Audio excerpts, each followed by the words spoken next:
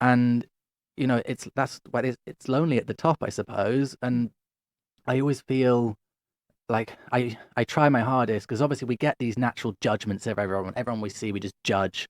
And I try to like separate that and always think about that person and play devil's advocate and be okay, their life almost definitely isn't as great as it looks. Like what is that person really feeling? And it's even the same with the wealthier people get, it seems to be the more people hate them, Mm. and like when you get up to the level of billionaires, they go around and a lot of them, yeah, they make a lot of money, but they also like the ones I can think of, they spend a lot of time trying to do good things.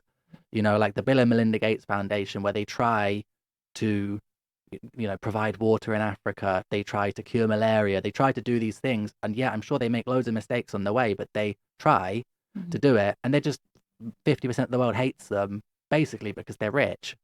And then you get all these billionaires that go to these meetings together, and then there's all conspiracies about the meetings. And, sometimes maybe they're true, maybe they're not.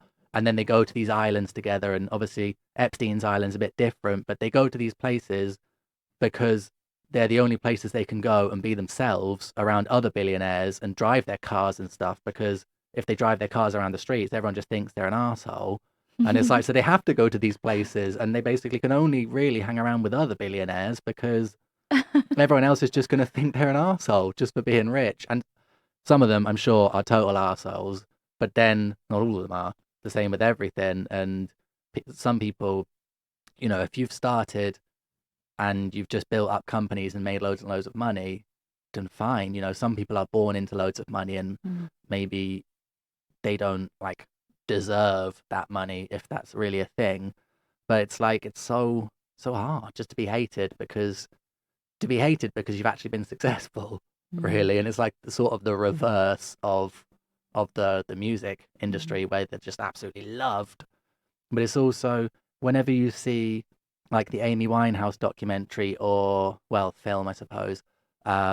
Is it yeah, documentary, and then you see like the film about Freddie Mercury and the film about Elton John and Elvis, and they give everything to other people. Their whole life is pleasing other people, and they have absolutely zero time for Mhm. themselves because their managers or whoever's like controlling them is basically just stripping as much of them as possible and taking as much of their money as possible. And it's like these poor people just live their lives, like you said, as Mhm. a slave for us.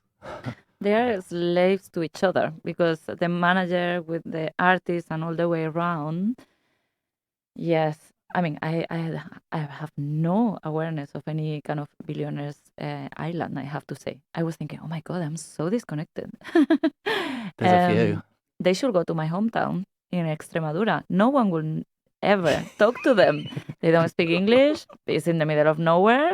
We don't even have a train, so they can be free there. It's a Nice. little bit hot in the summer, I have to say, but yeah, yeah. Well.